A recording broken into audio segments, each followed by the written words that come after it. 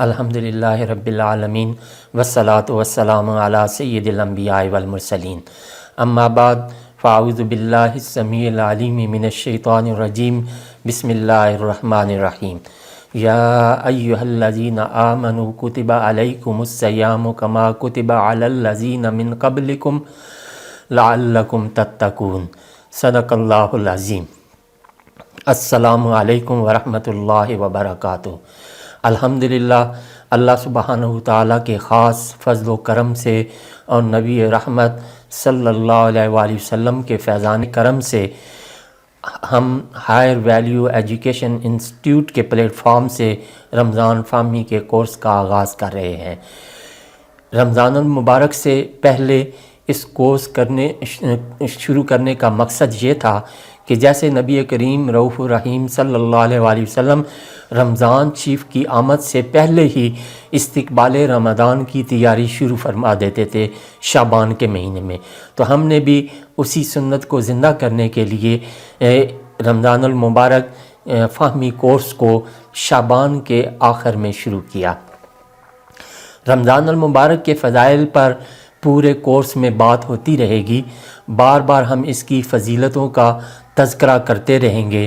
کیونکہ جاننے کے باوجود بار بار اعادہ کرنے سے انسان کی کیفیات بہتر ہوتی ہیں، اور اس کی گواہی قرآن مجید میں بھی ہے کہ اللہ کریم نے اپنے محبوب سے فرمایا وَذَكِّرْ فَإِنَّ الذِّكْرَ تَنفَعُ الْمُؤْمِنِينَ، کہ اے محبوب صلی اللہ علیہ وسلم اہل ایمان کو نصیحت فرماتے رہیے، بے شک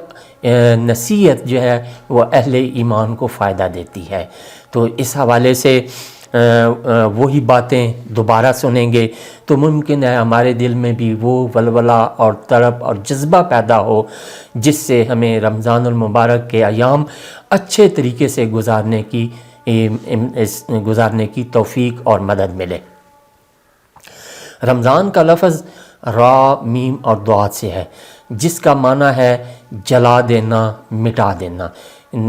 کیونکہ نبی کریم صلی اللہ علیہ وسلم نے ارشاد فرمایا لِأَنَّهُ يَرْمُدُ الذُّنُوبَ، کہ یہ رمضان گناہوں کو مٹا دیتا ہے، اس کو جلا کر خاکستر کر دیتا ہے۔ جس طرح آگ کے اندر کسی چیز کو ڈالا جائے تو وہ اس کو جلا کر خاکستر اور مٹا دیتی ہے، اسی طرح رمضان اہل ایمان کے گناہوں کو جلا کر ختم کر دیتا ہے۔ اس مہینے میں اللہ رب العزت کی رحمت کی بارش ہوتی ہے کہ انسان کے دل کی نجاستوں کو مٹا کر اسے پاک صاف کر دیتی ہے۔ امام قرطبی فرماتے ہیں کہ یہ مہینہ دلوں کو حرارت بخشتا ہے، ان کو گرماتا ہے، اور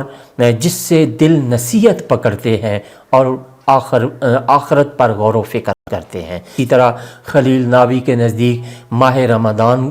رمضان کو جو ہے کہنے کی وجہ تسمیہ یہ ہے کہ یہ گناہوں سے جسم کو دھو ڈالتا ہے اور دل کو پاک اور صاف کر دیتا ہے۔ اس مہینے میں برکات کی ایسی تپش ہوتی ہے کہ انسان کے دل میں نور کا سورج طلوع ہوتا ہے، تو وہ اس قدر دلوں کو حرارت پہنچاتا ہے کہ وہ دلوں کی نجاست کو دور کر دیتا ہے اور دلوں کو پاک اور صاف کر دیتا ہے، اس لیے اس کو رمضان کہا گیا ہے۔ حدیث مبارکہ میں اس کے مختلف نام جو ہے وہ موجود ہیں۔ عربوں میں کسی بھی عزت، عظمت اور شان والی چیز کے اور جو چیز انہیں محبوب ہوتی اس کے بے شمار نام رکھتے، جس طرح ہم نے قرآن فہمی کورس میں قرآن کریم کے کئی نام جو ہے وہ پڑھے ہیں، اسی طرح سورہ فاتحہ کے کئی نام ہم نے جو ہے وہ مختلف نام ہم نے پڑھے ہیں، اسی طرح بالکل ایسے ہی جیسے اسماء الحسنی ہیں اللہ کریم کے 99 نام۔ علامہ ازہری کہتے ہیں کہ انجیل اور دیگر آسمانی کتابوں میں اس کو حطۃ بھی کہا گیا ہے، کہ جس کا معنی ہے گناہوں کو گرا دینا اور ختم کر دینا۔ نبی رحمت صلی اللہ علیہ وسلم نے اس کو شہر الصبر بھی فرمایا ہے، اور نبی کریم صلی اللہ علیہ وسلم نے اس کو شہر عظیم، عظمت والا مہینہ بھی فرمایا ہے، اور اس حدیث مبارکہ میں ہے کہ سرکار دو عالم صلی اللہ علیہ وسلم نے اس کو شہر مبارک یعنی مبارک مہینہ، اسی وجہ سے ہم اس کو رمضان المبارک بھی کہتے ہیں۔ ام المومنین سیدہ عائشہ صدیقہ رضی اللہ تعالیٰ عنہ سے مروی ایک حدیث میں سرکار دو عالم صلی اللہ علیہ وسلم نے اس کو شہر الصوم بھی ارشاد فرمایا ہے۔ نبی کریم صلی اللہ علیہ وسلم نے اسے شہر عظیم، عظمت والا مہینہ، شہر المواسات، غمخواری کا مہینہ کے نام سے بھی یاد فرمایا ہے۔ اسی وجہ سے ہمارے ہاں اسے ماہ سیام یعنی روزوں والا مہینہ بھی کہتے ہیں۔ حافظ ابن حجر عسقلانی نے فرمایا ہے کہ مختلف کتب میں رمضان المبارک کے 60 اسماء ذکر کیے گئے ہیں۔ چنانچہ علماء کرام نے اس رمضان کو رمضان و سید الشہور بھی کہا ہے، یعنی رمضان مہینوں کا سردار ہے۔ فیہ بدأ نزول القرآن، اور یہ ایسا مہینہ ہے جس میں قرآن کریم کا نزول ہوا۔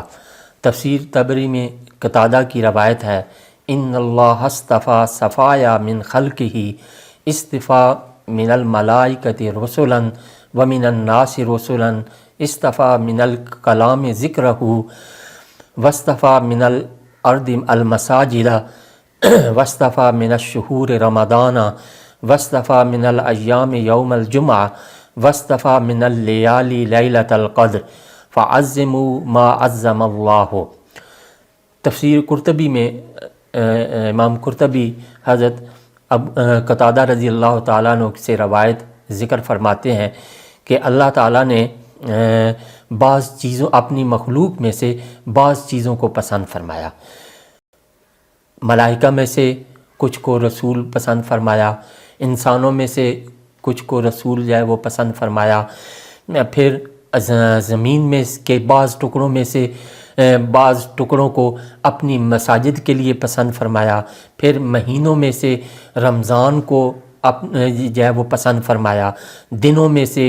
جمعہ کے دن کو پسند فرمایا، اور راتوں میں سے لیلۃ القدر کو جو ہے وہ پسند فرمایا۔ اس نے پھر فرمایا فعظموا ما عظم اللہ، کہ تم بھی اس چیز کی تعظیم اور عظمت کرو جس کی اللہ تعالیٰ نے عزت اور عظمت عطا فرمائی۔ چنانچہ علامہ سیوطی فرماتے ہیں، ان اللہ اختار ساعات اللیل والنہار وجعل منہن صلاۃ المکتوبہ، اللہ تعالیٰ نے دن رات میں سے کچھ اوقات کو پسند کیا اور ان میں 5 نمازوں کو فرض فرما دیا۔ دنوں کو چنا تو ان میں سے جمعہ کو پسند فرما لیا، مہینوں میں سے ماہ رمضان کو پسند فرما لیا، اور راتوں میں سے لیلۃ القدر کو پسند فرمایا۔ جب اللہ رب العزت نے لیلۃ القدر کو اتنی عظمت بخشی اور اس مہینے کو اتنی عزت بخشی، تو ہمیں بھی چاہیے کہ ہم اس مہینے کی برکتوں سے فائدہ اٹھانے والے بن جائیں۔ وآخر دعوانا ان الحمد للہ رب العالمین۔